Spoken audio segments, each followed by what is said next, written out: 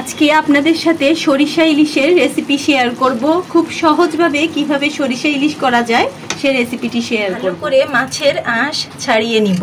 মাছটা কেটে নিয়েছি, এখানে 8 পিস মাছ হয়েছে। ভালো করে মাছ ধুয়ে নিয়েছি। তো 8 পিস মাছ নিয়েছি, এজন্য এখানে নিয়েছি 8 চামচ সাদা সরিষা, এখানে নিয়েছি 8 চামচ লাল সরিষা। সাথে পানি দিয়ে 20 মিনিটের মতো ভিজিয়ে রাখবো।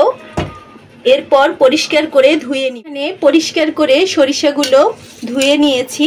তারপর সরিষার সাথে এবার দিয়ে দিব, আমি 5টা পেঁয়াজ কেটে নিয়েছি, পেঁয়াজগুলো দিয়ে দিব। তারপরে দিয়ে দিব কাঁচামরিচ, দিয়ে দিব 1 টেবিল চামচ লবণ।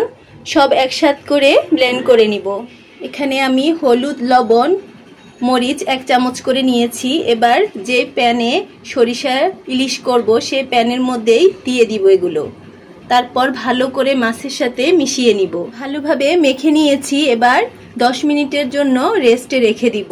আগুন মিডিয়াম হিটে রেখে প্যানটা চুলায় বসিয়ে দিব। তারপর দিয়ে দিব সরিষার তেল।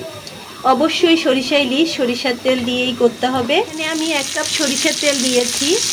এবার এদিক ওদিক করে মাছগুলোকে হালকা ভেজে নিব। হালকা ভেজে নেওয়ার পর সরিষা দিয়ে যে পেস্টটা করেছি পেস্টটা দিয়ে দিব।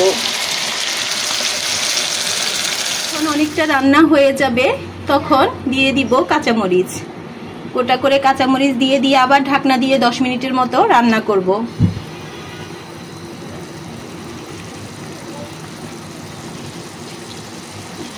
ইলিশ সম্পূর্ণ তৈরি হয়ে গিয়েছে। এবার নামিয়ে নিব। খুব সহজভাবেই সরিষা ইলিশ আজকে রান্না করেছি।